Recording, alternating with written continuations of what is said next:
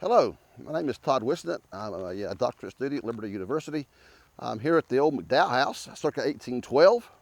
We're going to do a little history presentation today from the point of view of the Civil War soldier, a little bit of what he was expected to be able to do. We're going to do the drill, load by 9 times, and then we'll go through and talk about some other things as well.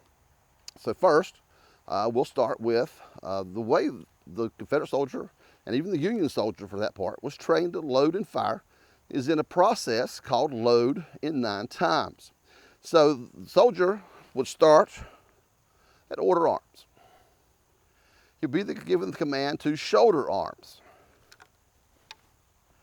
At the command load, the soldier brings the musket around in front of him, reverses it, and then drops it below his feet, between his feet, like so. Notice that the musket is away from my face, because once this musket is loaded, bad things can happen. We don't want that happening down here. We want it happening out here. Okay? So the next command is to handle the cartridge. Cartridges are held in a cartridge box, held on the side. We use blanks.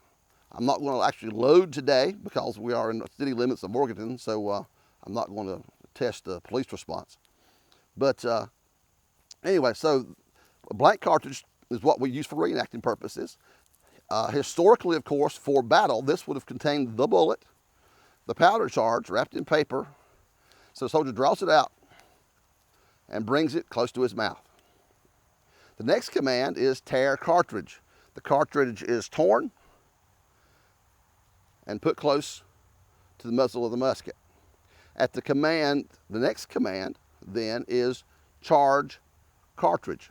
The powder is poured in and the ball is then seated into the muzzle. Next, from that, he also half pulls the rammer. Draw rammer. Notice the rammer is placed just in front of just above the muzzle of the musket. The next command would be obviously to ram cartridge. The bullet is rammed home and packed down, and it comes back just halfway. Return rammer. Pulled back, put back in, and at this point, you notice that only with the pinky do I touch the rammer, because this is now a live weapon. If there had been a hot ember in here from a previous firing, and someone was foolish enough to unprime the musket after that firing, there could be hot embers in there. The draft from the open primer could ignite the powder, and you could have problems. So we only use the pinky on the rammer to reseat the actual rammer, okay? From here, prime. We turn, bring the musket to prime position, half cock, the percussion caps, I'll say it right in a minute. The percussion caps are on the side.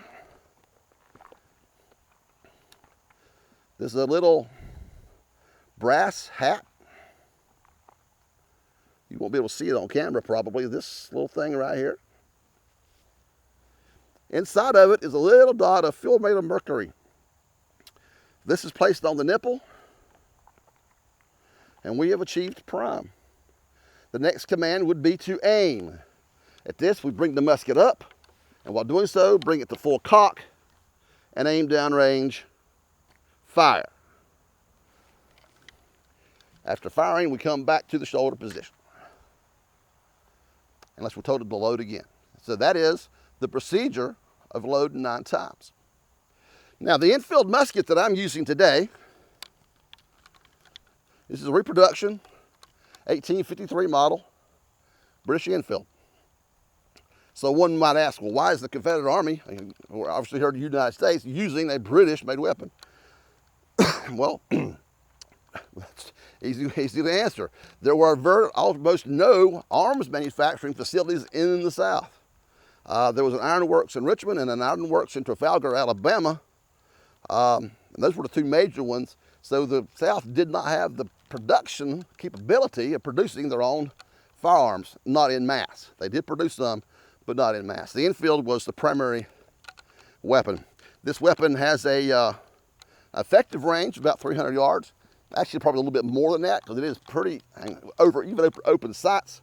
This weapon at 300 yards can effectively kill a man. I have personally, with this weapon, put 3 rounds into a 3.5-inch wooden pole at 50 yards. So it's very effective and very deadly, and so that is the infield musket. I will demonstrate for you drawing the bayonet. Now, notice that I'm not reaching with my right hand. Okay, we say, well, why not reach with your right hand? Because if I reach with my right hand and pull the bayonet out of the scabbard, what am I doing? I'm bringing it across my arm. No, we don't want to do that. So I pull with my left hand,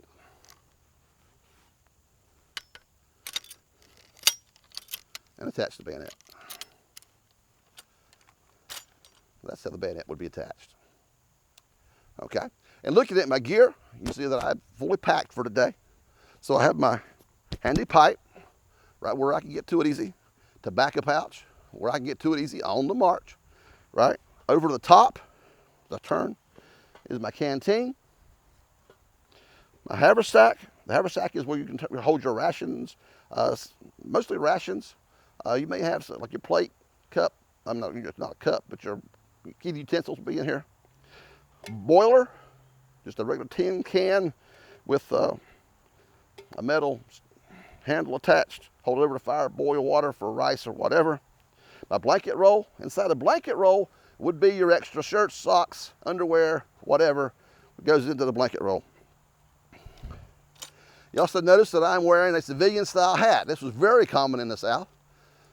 They were issued cappies or 4-inch caps as part of the regular issue, but these guys were primarily farmers.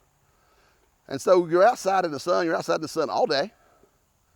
The cappy, which is a baseball cap basically, does not protect you from the wind, sun, rain, or any of the elements. So the civilian style, and this is a bowler or a field cap or something else, does a much better job of actually protecting you from the elements. And so this style hat was much more prevalent in the Confederate Army.